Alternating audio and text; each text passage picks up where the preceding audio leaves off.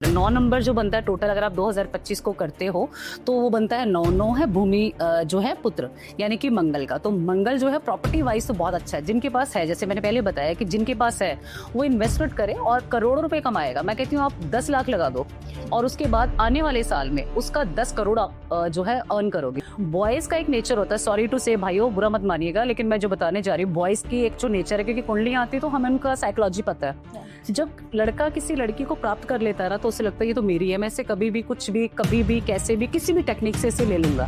लेकिन लड़की का उल्टा फिलॉसफी है, अगर उसने प्राप्त कर लिया यानी कि वो फिजिकली इन्वॉल्व हो गई तो उससे दिन में कम से कम भी कुछ घंटे अपने लिए चाहिए ही चाहिए। उनके घर में गए और हमने देखा कि वाकई में नेगेटिविटी एंटर करते ही ना किसी घर में पॉजिटिव या नेगेटिव पता चल जाता है। मैं और मेरे साथ एक पंडित जी गए, हम लोग गए तो वहाँ पे हमने देखा कि बहुत ही नेगेटिव माहौल और एक सच में ऐसा जैसे हम ना हॉरर सीरियल देख रहे हैं और अंदर जैसे घुसे और एक बड़ी अजीब सी स्मेल, जैसे कि गार्लिक को आपने पीस के पानी में स्मेलिंग सा डाल दिया।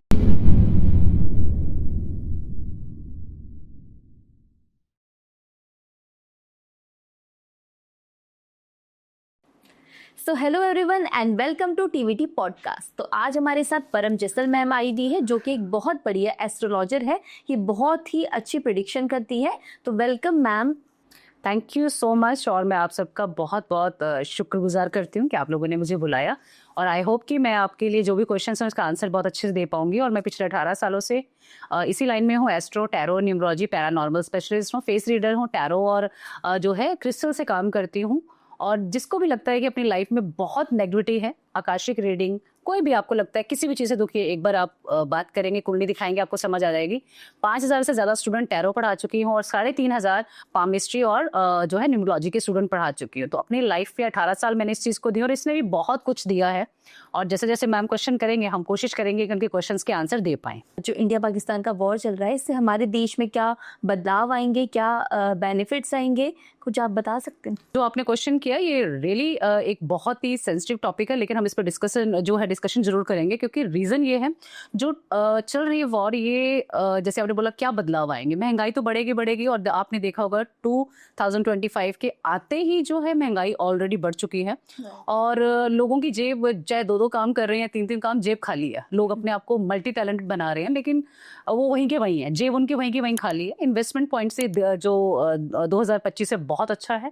अगर आपके पास पैसा है प्रॉपर्टी वगैरह इन्वेस्ट करने के लिए, गोल्ड का, तो आप कर सकते हैं। अदरवाइज आप किसी और पर्पज से कहें तो ये साल काफी ज्यादा जो है मैं कहूंगी कि आपके जेब का खर्चा होगा।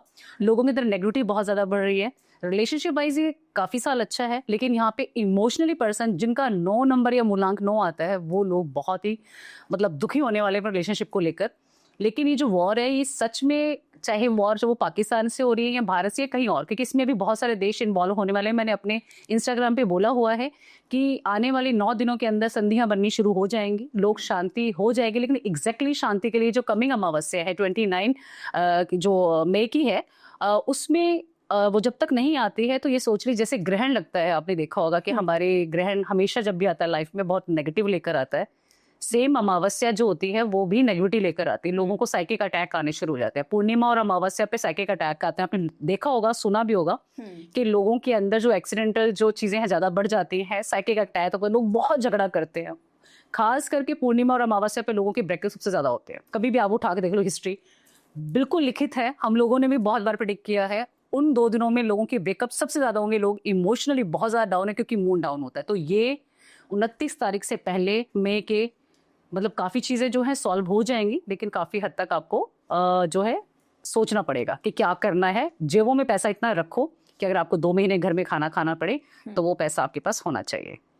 ये 2025 है, ये इन्वेस्टमेंट के हिसाब से अच्छा साल है या फिर बुरा साल है? बहुत अच्छा है। जैसे कि मैंने बताया भूमि पुत्र 9 नंबर जो बनता है टोटल, अगर आप 2025 को करते हो तो वो बनता है 9 है भूमि जो है पुत्र यानी कि मंगल का। तो मंगल जो है प्रॉपर्टी वाइज तो बहुत अच्छा है। जिनके पास है, जैसे मैंने पहले बताया कि जिनके पास है वो इन्वेस्टमेंट करे और करोड़ों रुपए कमाएगा। मैं कहती हूँ आप 10 लाख लगा दो और उसके बाद आने वाले साल में उसका 10 करोड़ आप जो है अर्न करोगे। गोल्ड में है, गोल्ड में इन्वेस्ट कर दो, आपको वो भी बहुत बहुत मिलेगा कि आप देख ही रहे हो गोल्ड की जो है 2025 आते ही इतनी उसने हाई पिच पकड़ी है कि नॉर्मल जो पर्सन है वो खरीद ही नहीं सकता है, उसकी जेब से दूर हो गया है। एक किसी को रिंग गिफ्ट करनी है ना तो ये सोच लीजिए आपके पास लाख रुपया होगा तो गिफ्ट करोगे, अदरवाइज खाली जेब आपकी। तो गोल्ड का है वो काफी हाई जा ही रहा है। तो आप इन्वेस्टमेंट जो प्लान है चाहे वो गोल्ड करो चाहे वो, लेकिन हाँ शेयर मार्केट में सोच समझ के करना क्योंकि वो डाउन जाएगा। जो शेयर मार्केट है वो एक अलग प्लैनेट से रिप्रेजेंट करते हैं, उस पर हम बाद में डिस्कशन करेंगे। लेकिन अभी जो आप इन्वेस्टमेंट प्लान कर रहे हैं वो भूमि और गोल्ड सबसे बढ़िया है अगर आप कर सकते हो तो, क्योंकि आने वाले टाइम में महंगाई जैसे बढ़ने ही वाली है और दिख भी रहा है तो ये प्रॉपर्टी और महंगी होगी। तो इन्वेस्टमेंट प्लान बहुत अच्छा है 2025 का।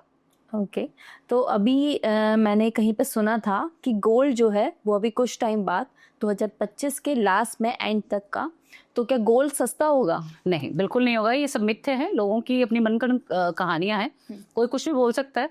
लेकिन एग्जैक्टली दिसंबर तक कुछ कम नहीं होने वाला। 2026 जब जो नया साल आएगा 2 और 6 यानी 26 का जो 8 बनेगा यानी कि शनि के अंदर आएगा, तो वहां पे कुछ चीजें कुछ हजार ही कम होगा। ये मत सोचिए अगर 1 लाख रुपए का तो 10,000 में आ जाएगा, नेवर। ये तो अपने ख्याल निकाल ही देना है कि जिनको ये लगता है कि सोना सस्ता होने वाला, कभी नहीं।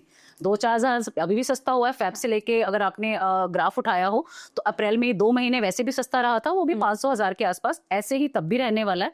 तो कुछ चीजें जो कभी कम नहीं होती है, एक आपकी पर्सनालिटी, आपकी लाइफ, आपकी जो एक कहते हैं जब आप पढ़ते जैसे जैसे आपकी उम्र बढ़ती है आपकी नॉलेज एनहेंस होती है, सेम कुछ चीजें ये गोल्ड भी उसी में एक आता है कि कुछ चीजें टाइम के हिसाब से महंगी होती है, कम कभी नहीं होती। मैं अपनी इतनी लाइफ ऑलमोस्ट मैं 40 प्लस कर चुकी हूँ, मैंने आज तक गोल्ड को सस्ता होते देखा ही नहीं। जब हमारे यहाँ शादी होती हमने 5,000 रुपए के आसपास गोल्ड खरीदा था, आज हम अपने बच्चों की शादी कर रहे हैं 1 लाख रुपए ले रहे हैं। तो कभी कुछ चीजें कम होती नहीं। तो पर्सनालिटी और गोल्ड उसी में से एक है कि जैसे जैसे आपकी उम्र बढ़ती है, टाइम बढ़ता है, आपने बढ़ना ही है, तो ग्रो होगा, कहीं कम नहीं है। तो अभी बाय कर लो, ये मिथ मत रहना कि कम होगा तो हम लेंगे। आजकल हम लोग देख रहे हैं कि बहुत ज़्यादा रिलेशनशिप्स में बहुत ज़्यादा इश्यूज आ रहे हैं, बहुत ज़्यादा ब्रेकअप हो रहे हैं, लड़ाइयाँ हो रही हैं, तो इनके क्या कारण है? सबसे बड़े 3 कारण जो मैं अभी तक देख पाई हूँ, इतनी कुंडलियां आती हूँ कि सबसे बड़ा ईगो, एक दूसरे को सुनना नहीं चाहते। और दूसरा जो चीज़ है, जब आपकी नई रिलेशनशिप शुरू होती है, चाहे आपकी लव मैरिज है या अरेंज मैरिज है या नॉर्मल आप रिलेशनशिप में ही हो, टाइम से ज्यादा आप एक दूसरे को टाइम दे देना। 24 घंटे में से 28 घंटे एक दूसरे को दे देना। आपको हंसी आ रही है क्योंकि 4 घंटे फालतू कहाँ से निकालना कि जब आप टाइम से ज्यादा टाइम निकाल लेते हो और उसके बाद वही जब रूटीन लाइफ आपकी आगे चलती है 1-2 महीने के बाद, आपके पास टाइम ही नहीं होता, इग्नोरेंस बढ़ जाती है। इसका एक सबसे बड़ा कारण है कि आपने टाइम दे दिया और इतना कुछ डिस्कशन कर लिया कि अब आपके पास कुछ है ही नहीं बात करने के लिए। बॉयज का एक नेचर होता है, सॉरी टू से भाइयों बुरा मत मानिएगा, लेकिन मैं जो बताने जा रही हूँ, बॉयज की एक जो नेचर है, क्योंकि कुंडलियां आती है तो हमें उनका साइकोलॉजी पता है। जब लड़का किसी लड़की को प्राप्त कर लेता है ना तो उसे लगता है ये तो मेरी है, मैं इसे कभी भी कुछ भी कभी भी कैसे भी किसी भी टेक्निक से इसे ले लूंगा। लेकिन लड़की का उल्टा फिलॉसफी है, अगर उसने प्राप्त कर लिया यानी कि वो फिजिकली इन्वॉल्व हो गई तो उससे दिन में कम से कम भी कुछ घंटे अपने लिए चाहिए ही चाहिए। लड़के बिल्कुल उल्टे हैं, साइड तो मतलब उनको लगता है ये तो मेरी हो गई, लेकिन लड़कियों को लगता है कि जब मेरा हो गया तो मेरे पास क्यों नहीं टाइम दे रहा। तो ये बॉय और गर्ल में ये साइकोलॉजी हमेशा ही फर्क रही है शुरू से लेकर, और ये 2-3 चीजें जब लोग समझ जाएंगे ना तो सच में झगड़े नहीं होंगे।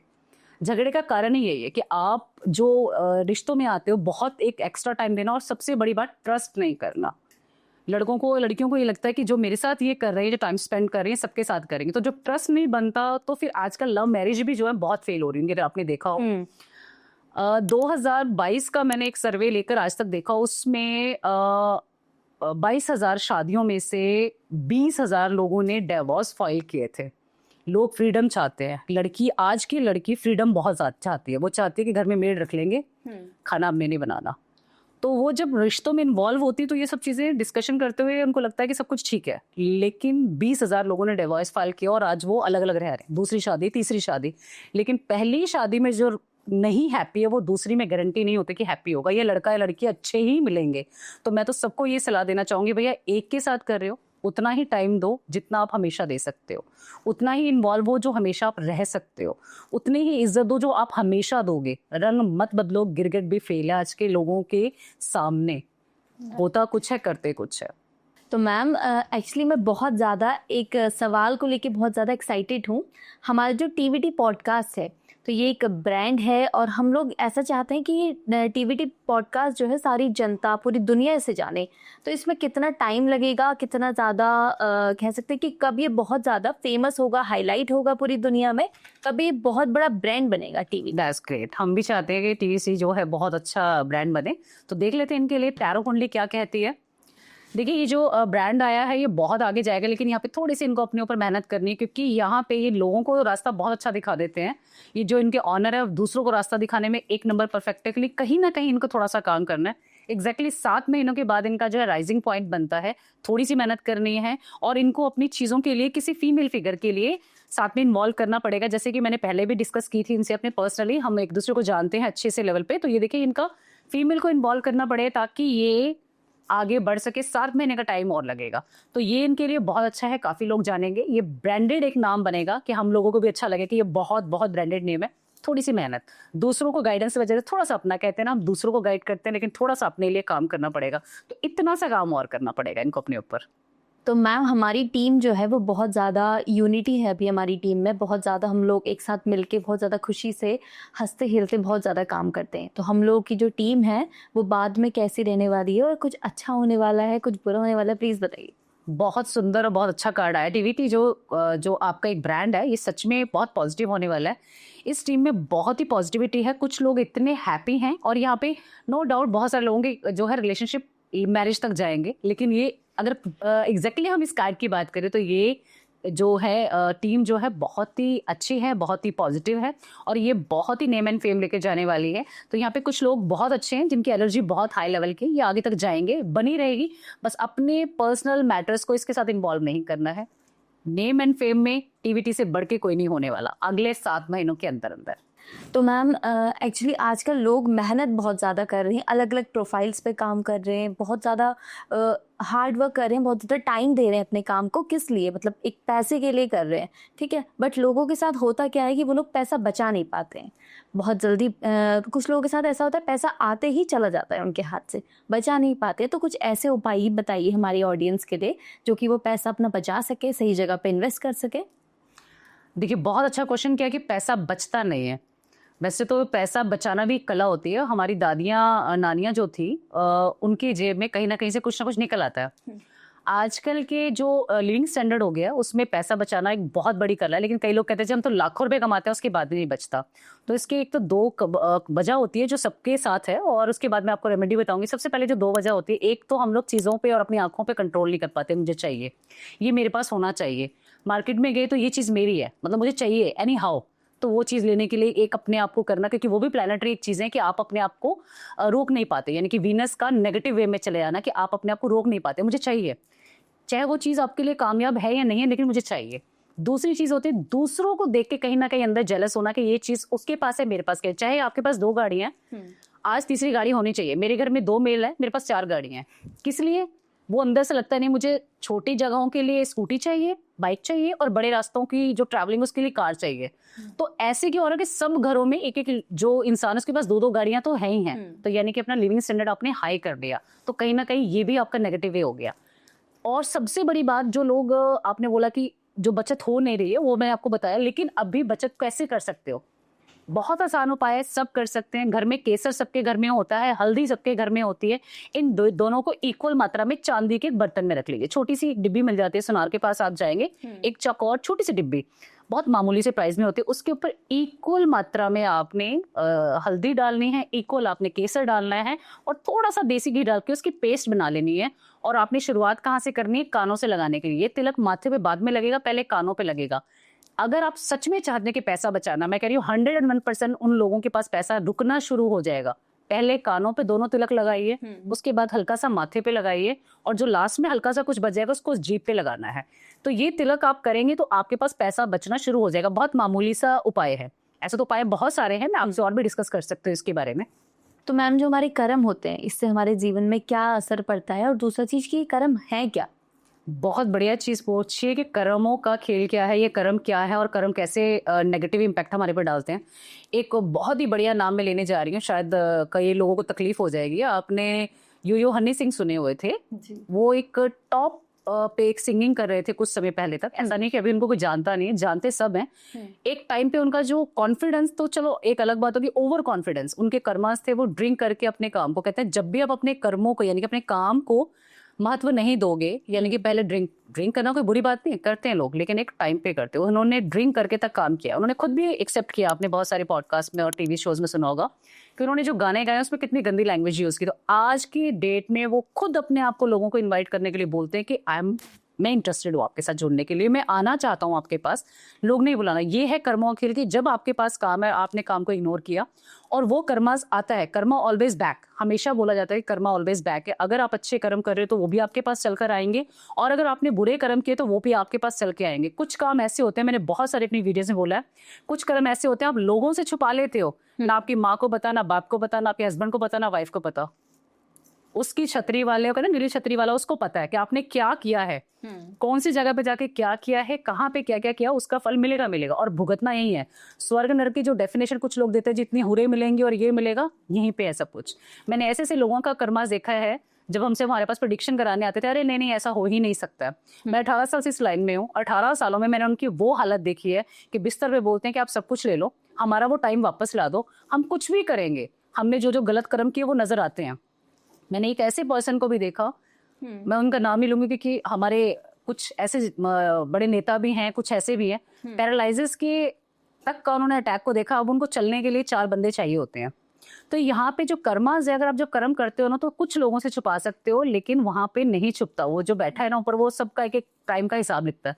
अभी पीछे कहते हैं कुछ लोगों ने कहा कि मेरे पास एक मैसेज आया, कि मैसेज क्या, मेरे पास पर्सनल मिलने आए कि मैम किसी ने ब्लैक मैजिक कर दिया। ये भी कर्मों के लिए, क्योंकि हमें उससे आगे बढ़ना है, उसे बीट करना है, मेहनत नहीं करना चाहते, लेकिन कुछ ब्लैक मैजिक करके हम लोग आगे बढ़ जाएं। तो क्या सच में ब्लैक मैजिक आगे लेके जाता है? कुछ समय के लिए बिल्कुल लेकर जाता है, मैं ऐसा नहीं कहूँगी नहीं लेकर जाता, कुछ समय के लिए आपको आगे लेकर जाता है।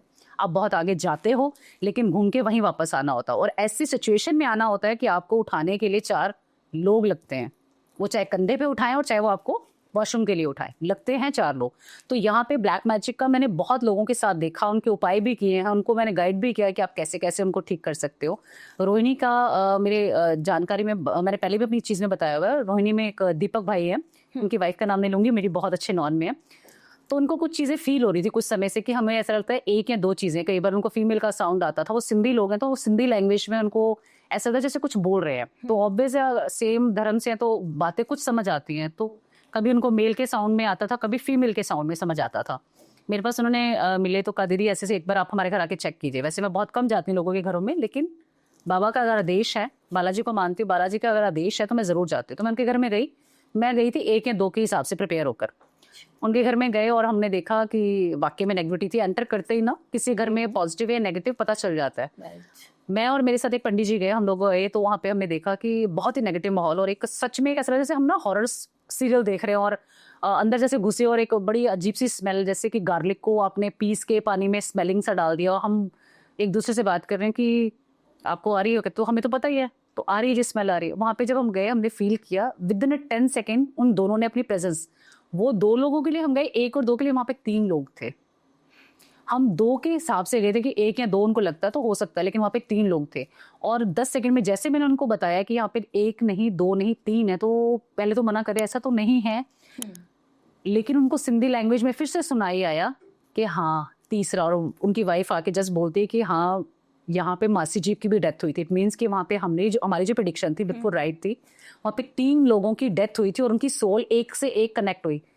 आदमी की डेथ हुई, वाइफ की, हस्बैंड वाइफ की डेथ हुई, और उसकी सिस्टर मिलने आई थी उनके घर में बच्चों से, कुछ दिन बाद बीमार पड़ी, उसकी डेथ हो गई। यानी कि वो तीनों सोल डेथ होके वहीं से गई। और वो उनकी जो सोल, क्योंकि हमारी पॉजिटिव और नेगेटिव सोल, 2 आत्माओं पे हमारा काम होता है, नेगेटिव और पॉजिटिव। हर एक इंसान के आसपास 2 ही एनर्जी होती है, एक नेगेटिव और एक पॉजिटिव। तो जो नेगेटिव वाली एनर्जी थी वहां थी, मैं फील हुई। और आप बिलीव नहीं करोगे उस एनर्जी ने मुझे डिस्ट्रॉय करने के लिए क्या किया। जैसे आपने वो एक बोतल देखी ट्विस्ट की हुई है, मेरे साथ 10 सेकंड के अंदर फील होने के, एक मेरा स्टमक एक ही है, लेकिन आधा इस साइड जा रहा, आधा इस साइड, जैसे लगा उसको पकड़ के मुझे यूं मरोड़, लाइक जैसे वो निचोड़ना चाह रहे हैं। और 10 सेकंड हमने फील किया, और मेरे ख्याल से हम अगले आधे मिनट के अंदर उनके फ्लोर से नीचे थे। क्योंकि मैं वहाँ पे अगर रुक जाती तो शायद वो मेरे गले तक पहुँच जाते। हम उनके घर के बाहर जाके सारी डिस्कशन की, हम 1 घंटा खड़े रहे, डिस्कशन की और उसके बाद हमने उनका उपाय किया। तो लोग उनका नुकसान करते, ये फैब्रिक की बात है। और मार्च निकला है, अप्रैल तक हमने काम किया, आज वो सब ठीक है, उन चीज़ों से बाबा ने निजात दिलाई है, हमने पाठ पूजा किया, रेमेडीज़ की, आज वो बिल्कुल हैप्पी हैं। और 20 दिन पहले उनका कॉल आया कि दीदी हम जो चीज़ें खाना नहीं खा पा रहे थे या हमें बड़ी अजीब सी चीज़ें फील होती थी, उससे छूट मिल गई है। तो कर्मास तो हमेशा आते हैं सामने, अच्छा हो या बुरा सामने आएगा ही आएगा, कभी आपके बच्चों के रूप में, कभी आपके शरीर के रूप में, कभी आपको फाइनेंशियली इश्यूज हो जाएंगे। यानी कि अगर आपने बुरा सोचा है, देखो जलना एक ह्यूमन नेचर है, जलना चाहिए, मैं बोलूँगी जलना चाहिए एक दूसरे से पॉजिटिव वे में, कि मुझे उसको बीट करना है, मैं उससे आगे जाना चाहता हूँ, लेकिन इसलिए नहीं कि उसके पास है और हमें उसका खराब हो जाए, मेरे पास भी ना है लेकिन उसका भी खराब हो जाए, ये रॉन्ग वे है। मैं कहती हूँ जलन भी 2 तरह की, एक नेगेटिव वाली, एक पॉजिटिव वाली। जलो जरूर, जलोगे तभी आगे बढ़ोगे कि मुझे वहां तक पहुंचना है। तो मैम हम लोग देखते हैं कि बहुत से लोग जो है अपने घर में हवन कराते हैं, पूजा कराते हैं तरह तरह की। तो उन हवन और पूजा का हमारे जीवन में क्या रोल है? बहुत अच्छा क्वेश्चन किया, हवन और पूजा। आजकल के जो यंगस्टर है हवन पूजा से भाग रहे हैं, उनके माँ बाप जीवित है वो करवाते हैं लेकिन बच्चे भाग रहे हैं क्योंकि उनको नहीं लगता कि चीजें होती हैं।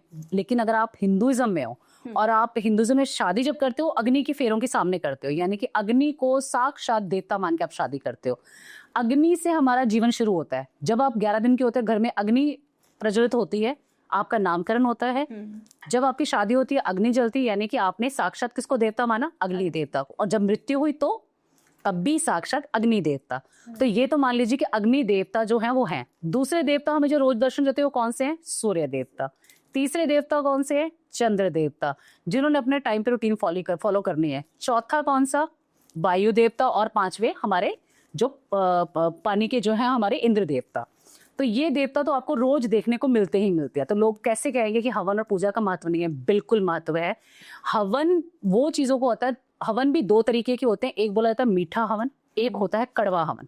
मीठा हवन आप कभी भी करा सकते हो, जैसे बर्थडे पे करवाया, एनिवर्सरीज पे करवाया आपने, या किसी प्लानिटरी मोमेंट कोई गड़बड़ है तो उसको ठीक करने के लिए कराया। कड़वा हवन हमेशा वहां पे कराया जाता है जब कोई नजर लगी होती है। किसी ने बोला था ब्लैक मैजिक है। और कड़वे हवन भी 2 तरीके के हवन होते हैं।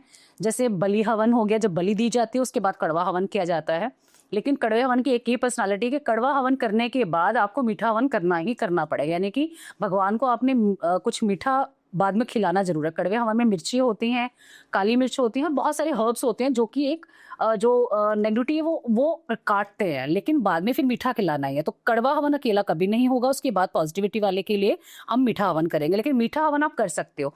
तो हवन और पूजा दो अलग। पूजा होती है कि सिंपल आपने कोई त्रुटियां की हैं, हमने कोई जाने अनजाने में, जब आपने देखा होगा हम हवन कराते तो लास्ट में हम लोग एक आरती भी करते कि अगर हमसे कोई गलती हो गई है तो क्षमाम दे, कि हमें माफ कर दीजिए, हमसे गलतियां होती हैं, इंसान है गलतियां करता है। तो वहां पे हम माफी मांगते हैं। और हवन हमारी त्रुटियों को पूरा भी करता है, जिस प्लैनेट की नेगेटिविटी बहुत ज्यादा हमारे जीवन में आ रही है उसको पूर्ण करने के लिए। तो दोनों अलग अलग चीजें हैं। हवन 2 तरीके के होते हैं, तो वही दोनों ही हमारी लाइफ में बहुत ही पॉजिटिव जो है लेकर आते हैं।